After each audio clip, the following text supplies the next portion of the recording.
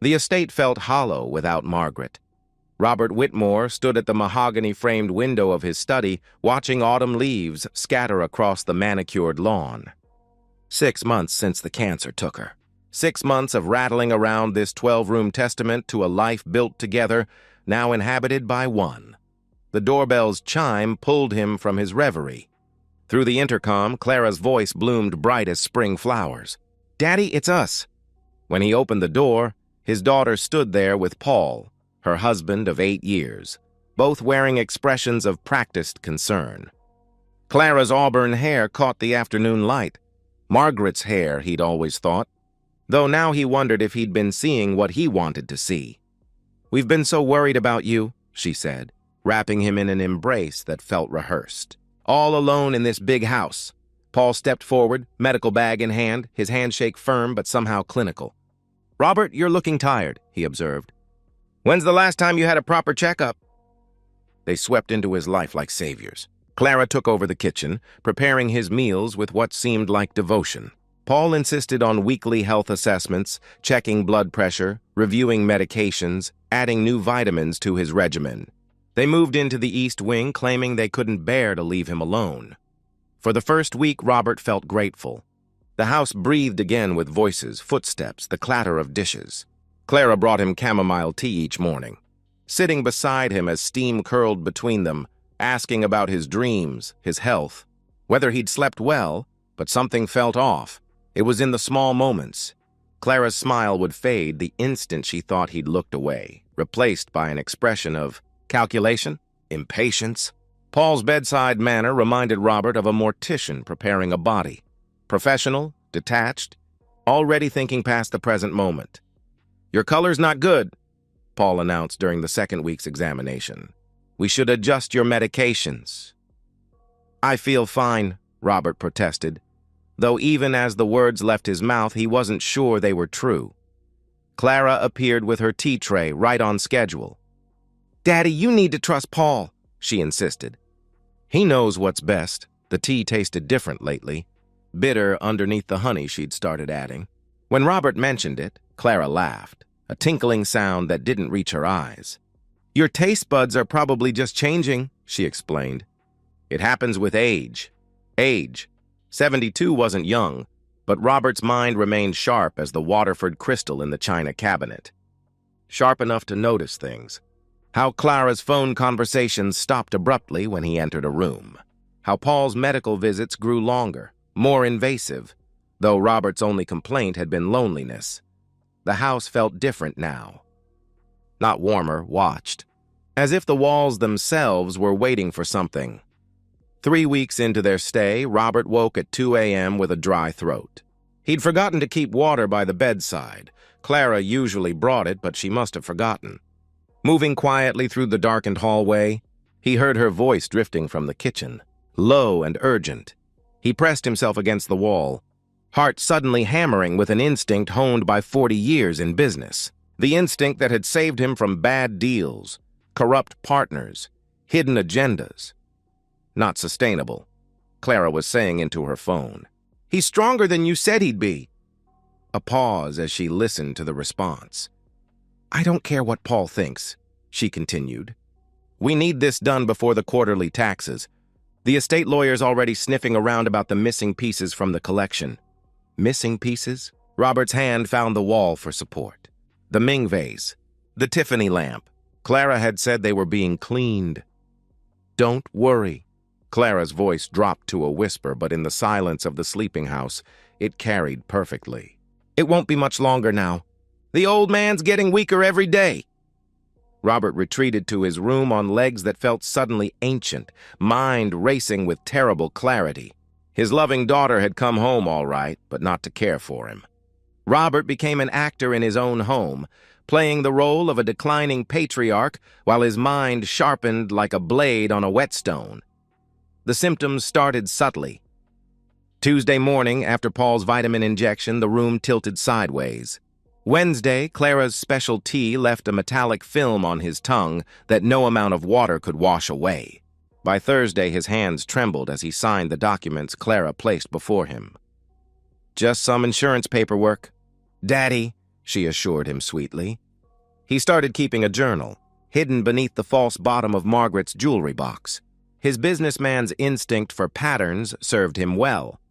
Morning tea, immediate nausea, Paul's vitamins, dizziness within 30 minutes, evening medications, metallic taste, confusion.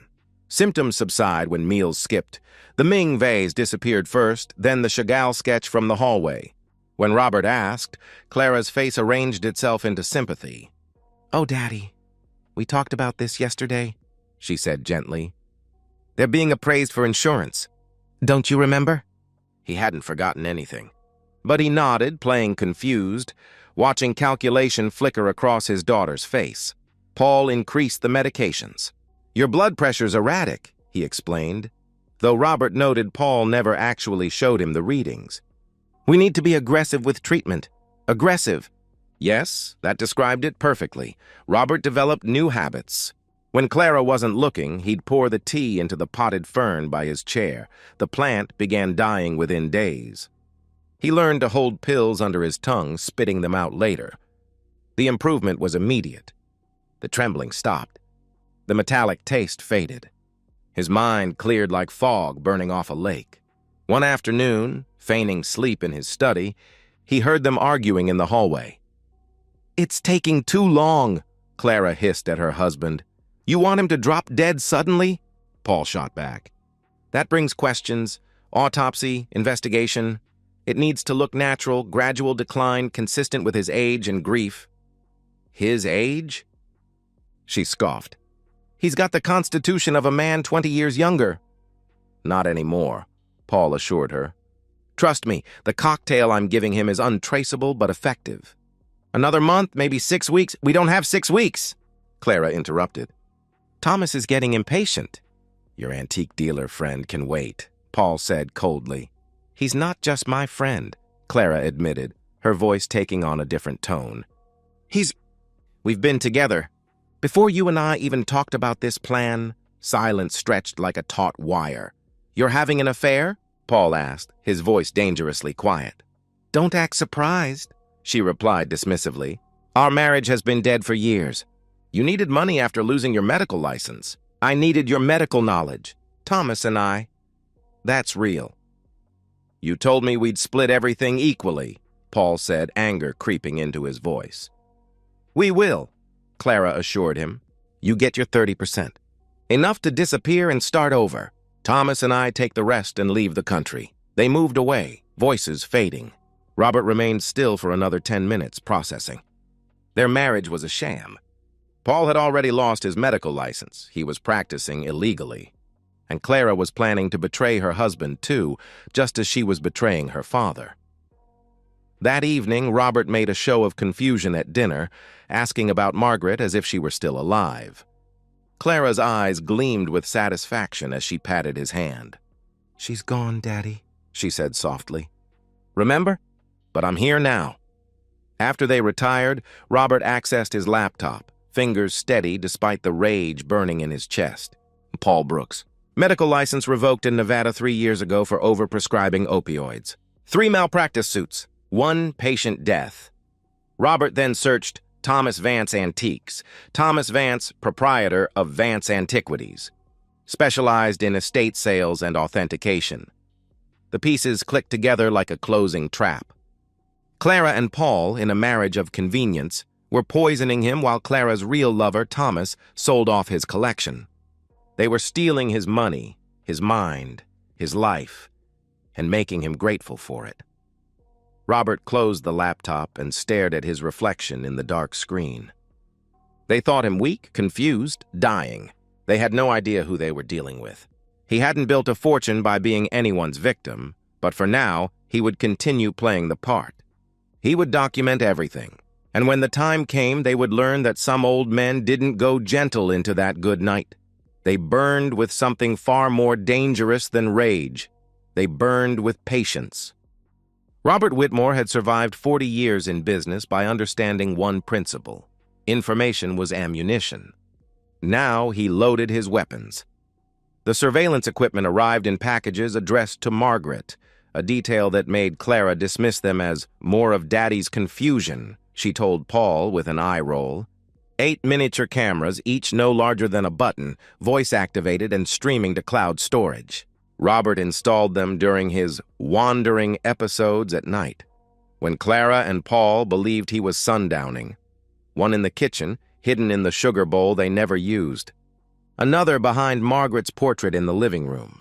The study, the hallway, their bedroom door frame. Each placement calculated for maximum coverage. Within 3 days, he had everything. The footage revealed their routine with nauseating clarity. Every morning, Paul prepared Robert's medications, carefully grinding extra pills into powder, mixing them into the vitamin solution. "Increase the dosage," he told Clara on Tuesday. "His resistance is building up." "Whatever it takes," she replied impatiently. "Just make it work." Clara's afternoon tea ritual proved equally damning. She added drops from an unmarked bottle, counted precisely, 15, 16, 17, stirring until dissolved. On camera, she practiced her concerned daughter expression in the mirror before bringing him the tray. But the most revealing footage came from their bedroom conversations. "Thomas sold the Chagall for $90,000. Clara announced Thursday night, scrolling through her phone. "He's already transferred 60 to our account." "60?" Paul questioned from across the room. "The piece is worth twice that." "His commission," she explained. "Plus, he's taking all the risk with authentication." Paul appeared on screen, towel around his waist. "Your father noticed it was missing," he warned. "So?" Clara shrugged. "He notices everything one day, nothing the next. That's the beauty of the cognitive decline angle." She stretched across the bed, her voice turning sultry. "Besides, Thomas knows what he's doing. He's been moving estate pieces for years." "Through recently deceased estates," Paul corrected. "Not from living owners." "Daddy won't be living much longer," she said casually. The casual cruelty of it made Robert's hand shake as he watched. This was his daughter. His blood. "Another 3 weeks," Paul said, studying something on his laptop. "The accumulation should reach critical mass by then. Heart failure will look completely natural, given his age and the stress of losing Margaret." Clara rose, moved to Paul, ran her fingers through his hair. "And then we're free," she purred. No more pretending to care about his boring stories. No more fake sympathy. She kissed him, then pulled back. "Though I'll miss Thomas." "You mean you'll be with Thomas?" Paul stated flatly. "Obviously," she confirmed without hesitation. "You didn't think this was real between us, did you? You're convenient. Medical expertise in exchange for a cut? Once Daddy's gone and the estate's liquidated, Thomas and I are moving to Costa Rica." Paul's face darkened. "We had a deal," he reminded her. "We do," she agreed. "You get 30%. More than enough to start over wherever you want. Just not with me." The recording showed Paul's fists clenching, but he said nothing. Clara laughed, cold as winter moonlight. "Don't look so hurt," she mocked. "You knew what this was. You lost your license, your practice, your reputation. I'm your meal ticket, not your real wife." Robert stopped the playback, needing air. He moved to the window, watching the garden Margaret had loved. They were all using each other. Paul for money, Clara for medical murder, Thomas for stolen goods. A spider's web of greed with him at the center, wrapped and waiting to be devoured. But spiders sometimes forgot. Their webs could entangle them, too. The next morning, Robert scheduled a meeting with his lawyer, Brooks Finch. "Tax planning," he told Clara, who practically glowed at the words. She probably thought he was updating his will in her favor. Brooks's office hadn't changed in 20 years. Leather and mahogany, portraits of stern founders. Robert handed him a USB drive. "Everything's on there," Robert said quietly. "Video evidence of systematic poisoning, theft, fraud. I need you to ensure it reaches the right people when the time comes."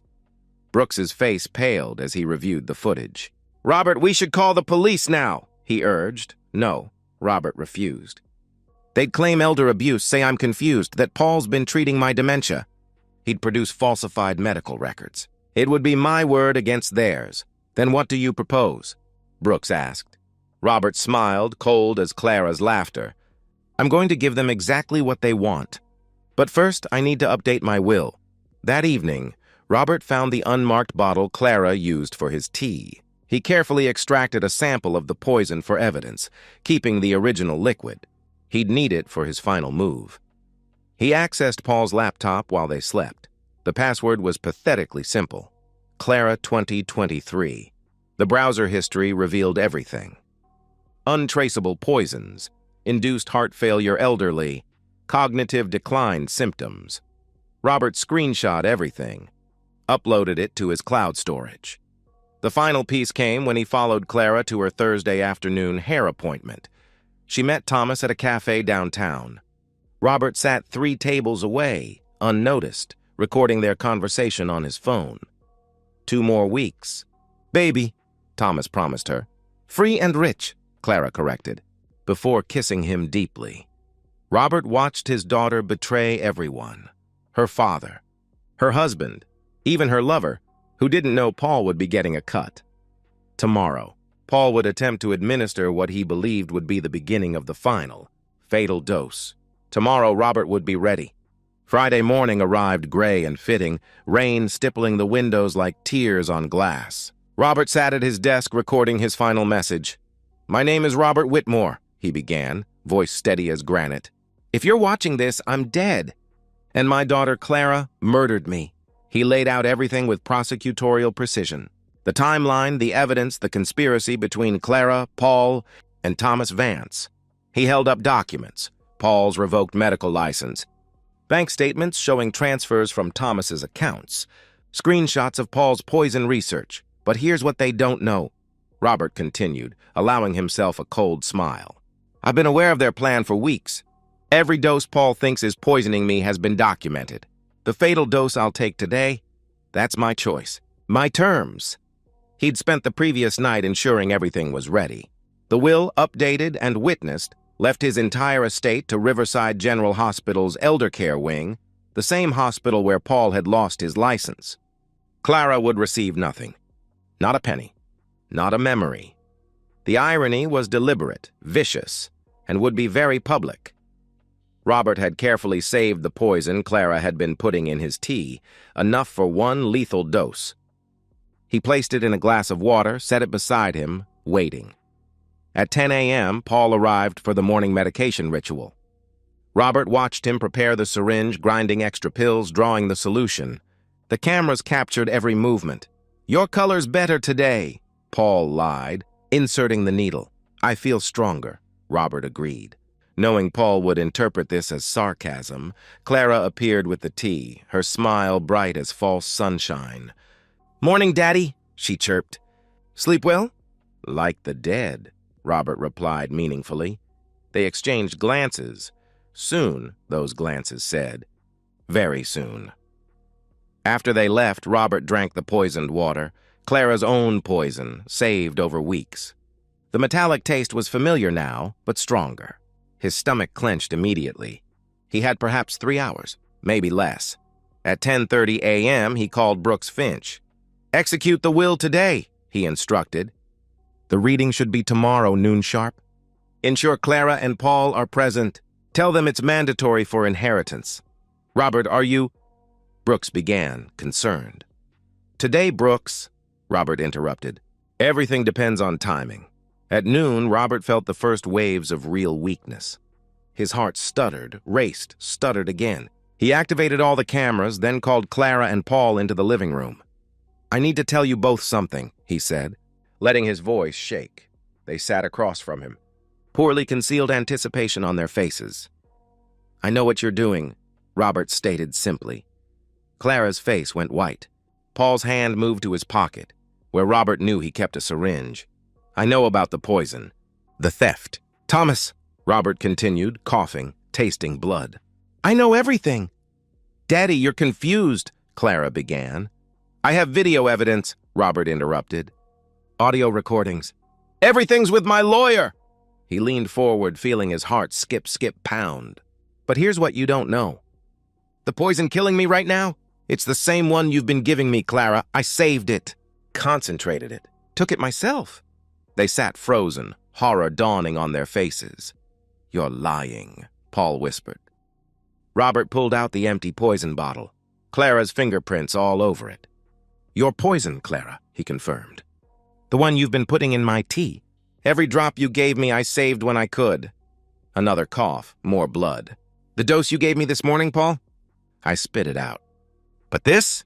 He held up the empty bottle. "This I drank willingly." "We'll call an ambulance," Clara said desperately. "Say you tried to kill yourself. With a poison that matches exactly what's been in my system for weeks?" Robert asked. "That Paul's been researching online? That you've been purchasing?" Robert laughed, wet and terrible. "The police will see the pattern. Weeks of poisoning, then a fatal dose. Clear murder." His hand found his phone, dialed 911. "This is Robert Whitmore at 1847 Maple Drive," he said clearly. "I'm experiencing severe poisoning symptoms after my son-in-law Paul Brooks administered my morning medications." "Please hurry, you bastard!" Clara lunged for the phone, but Robert had already dropped it, the line open, recording everything. "You wanted my money," Robert gasped, feeling his legs go numb. "You'll get nothing. The hospital gets everything. The will's already executed." Paul stood, syringe in hand, but Robert laughed. "Go ahead," he challenged. "Add more poison."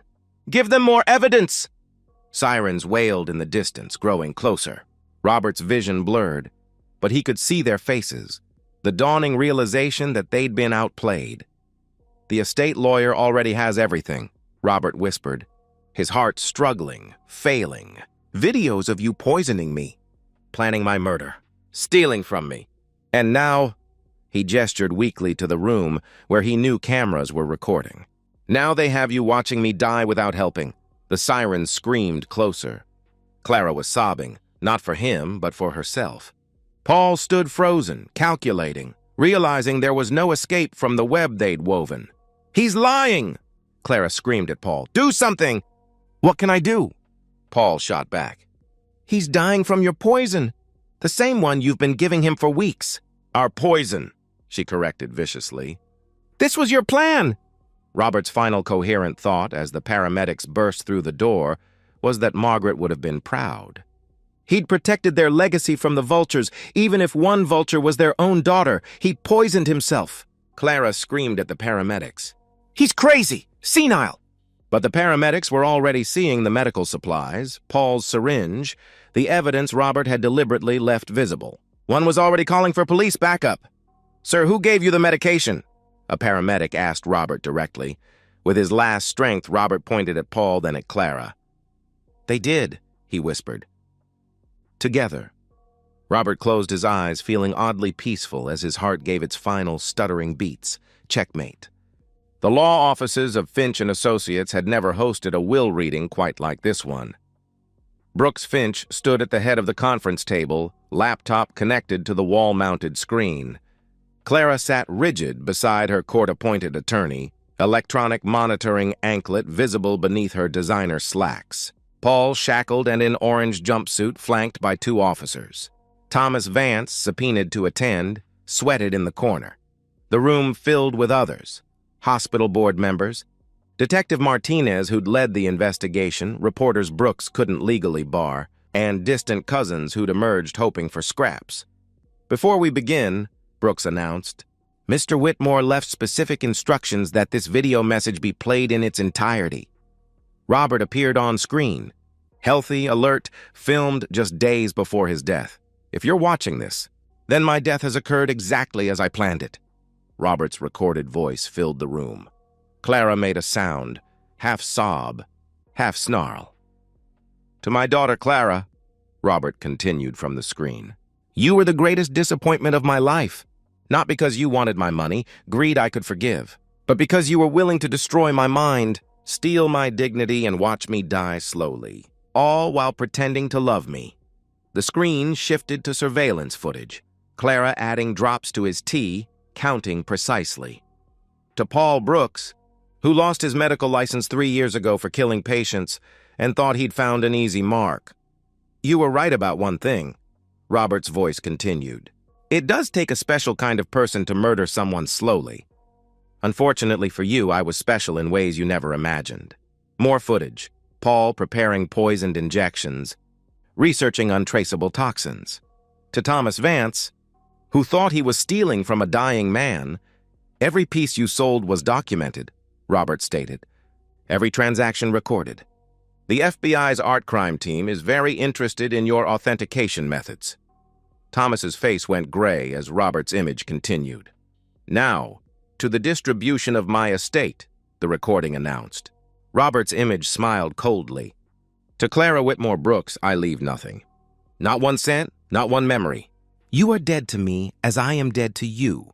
Clara's attorney tried to object, but Brooks raised a hand for silence. The entirety of my estate, all assets, properties, and remaining collections, is bequeathed to Riverside General Hospital for the establishment of the Margaret Whitmore Center for Elder Care, Robert's voice declared. This center will protect the vulnerable elderly from predators like my daughter. The hospital board members shifted, stunned by the magnitude, $47 million. Furthermore, Robert's recording continued, I've established a special provision. Annual funding for a lecture series on elder abuse, featuring the case study of Clara and Paul Brooks. Your names will live forever, as cautionary tales. The video ended with Robert's final words. You thought you were taking everything from me. Instead, I've taken everything from you, even each other. Clara turned to Paul then, venom in her eyes. This is your fault, she snarled. Your stupid medical plan, my fault? Paul shot back. You're the one who got greedy, who pushed for more. I pushed? Clara screamed. You said it would be easy. You said no one would know. They devolved into mutual accusations, their conspiracy shattered completely. The officers separated them as voices rose. Brooks distributed the final documents. Clara's inheritance, 0. Her reputation destroyed. Her freedom, gone. Conspiracy to commit murder, elder abuse, fraud. 25 to life. Paul faced murder charges. His medical knowledge, meant to be his asset, became his liability. The prosecutor argued he knew exactly what the poison would do. Life without parole seemed certain. Thomas's business collapsed within days. Under investigation for fraud, his assets frozen, he fled to Costa Rica alone, where he was arrested 2 weeks later and extradited. 6 months later, the Margaret Whitmore Center opened its doors. The plaque in the lobby bore Robert's image and a simple inscription, protecting those who cannot protect themselves. Clara read about it in the prison newspaper. She was 43 years old. If she served her minimum sentence with good behavior, she'd be 68 when released. Alone, penniless, infamous. She'd inherited her father's determination after all, the will to survive, to endure, to wait. But she'd inherited nothing else. The fortune, the estate, the legacy, all of it served others now, protected the vulnerable from predators like her. Robert had won the final game, even in death. And that's the end of today's story. If you enjoyed it, please give this video a thumbs up and drop a comment below. Your support helps the algorithm push my content further. If you're new to the channel, don't forget to hit that subscribe button. It really helps me keep creating more stories for you. Thanks for watching, and I'll see you in the next one.